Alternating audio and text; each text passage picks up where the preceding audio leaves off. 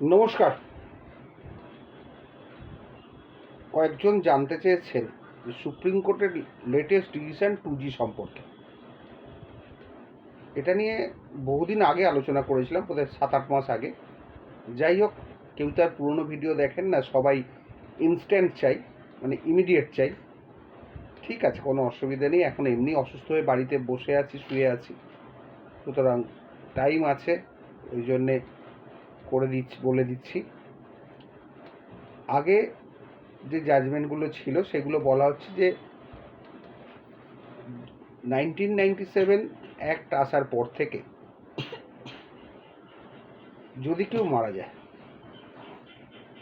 তাহলে টেনেন্ট ধরুন মারা গেল রেসিডেন্সিয়ালের ক্ষেত্রে, যদি প্রেমিসেস টেনেন্সি অ্যাক্টের মধ্যে থাকে, তাহলে তার ছেলেমেয়েরা 5 বছর এবং ওয়াইফ লাইফ লং টেনেন্সির অধিকারী। কমার্শিয়ালের ক্ষেত্রে ওয়াইফের রাইট নেই, ছেলে মেয়েদের আছে 5 বছর। এবার সুপ্রিম কোর্ট একটি জাজমেন্ট দিলেন, সেখানে বলছেন সুপ্রিম কোর্ট 10 জুলাই 2001 তারা একটা ক্রাইটেরিয়া করে দিলেন বা লাইন আপ করে দিলেন। 10 জুলাই 2001 তার আগে যদি কেউ মারা যায়, তাহলে তার এগেনস্টে 2Gটা লাই করবে না।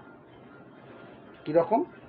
10 জুলাই 2001 আগে যদি মারা যায়, তাহলে তার যারা এয়ার্স সবাই মিলে টেনেন্সিটাকে ইনহেরিট করবে, যেটা 1956 অ্যাক্টের আওতায় ছিল। 1956 অ্যাক্টের টেনেন্সিটা ছিল হেরিটেবল, সেখানে বাবা মা ভাই বোন সবাই পেয়ে যেত, ফুল গোষ্ঠী। কিন্তু 2001 10 জুলাই সেই দিন থেকে 1997 অ্যাক্টটা ইমপ্লিমেন্টেড হলো। সেই জন্য সুপ্রিম কোর্ট বলে দিলেন যে 10 জুলাই 2001 পরে যদি মারা যায় টেনেন্ট, তাহলে তার এয়ার্সের ক্ষেত্রে 2G লাই করবে, তার আগে মারা গেলে হবে না। This is the limiting point. সেইখান থেকে প্রচুর ল্যান্ডলর্ডের ক্ষতি হয়ে গেছে, কারণ অনেকেই মামলা ফাইল করেছেন আগের জাজমেন্টগুলোর উপর বেস করে, যেখানে বলা হতো মারা গেলে 5 বছরের বাদ থেকেই 2G লাই করে যাবে, সে যবেই মারা যাক না কেন। কারণ 1956 একটা রিপিল্ড হয়ে গেছিল, এবং 1956 অ্যাক্ট যদি রিপিল্ড হয়ে থাকে, সেই রিপিল্ড অ্যাক্টের বেনিফিট পাওয়া যায় না। এইসব জাজমেন্টগুলোই ছিল, সুপ্রিম কোর্ট বলুন, হাইকোর্ট বলুন, তাই ছিল। কিন্তু পরবর্তীকালে সুপ্রিম কোর্ট আবার নতুন জাজমেন্ট দিলেন, বললেন না, যেহেতু 1997 অ্যাক্টটা এসে গেছিল 2001 10 জুলাই, সুতরাং সেই দিন থেকে এইটার এফেক্ট হবে 2Gটা। সেই দিন বা তারপর থেকেই মারা গেলে তখন 2Gটা লাই করবে। যদিও সুপ্রিম কোর্টের জাজমেন্ট আমার কিছু বলার নেই, কিন্তু being a lawyer, senior counsel, আমি এটুকু বলতে পারি যে ওই জাজমেন্টের সঙ্গে আমি সহমত নই।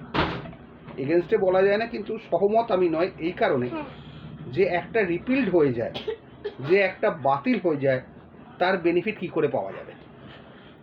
যে একটা অলরেডি বাতিল, তার বেনিফিট পাওয়া যায়। যাই হোক, সুপ্রিম কোর্ট বলেছে, এক্ষেত্রে আমার বিশেষ কিছু বলার নেই, বললেও সেটা কাজে লাগবে না, যেহেতু সুপ্রিম কোর্টের অর্ডার। তাই এই ক্ষেত্রে যেটা হয়েছে ঘটনা, যারা অলরেডি মামলা ফাইল করে দিয়েছেন এই গ্রাউন্ডে, তাদেরকে আমি বলেছি কিছুদিন ওয়েট করে যান। যদি সুপ্রিম কোর্ট ফার্দার কোনো জাজমেন্ট দেয় 2Gর ফেভারে, ওই লিমিটিং টাইমটা তুলে নেয়, কিছুদিন ওয়েট করে যান, না হলে তুলে দেন। বছরখানেক ডাইরেক্ট ওয়েট করবেন, কারণ সুপ্রিম কোর্টের জাজমেন্ট বছরখানেক ডিরেক্ট পরেই আবার চেঞ্জ হয়ে যায়, ইভেন 5-6 মাস বাদেও আবার নতুন জাজমেন্ট চলে আসে।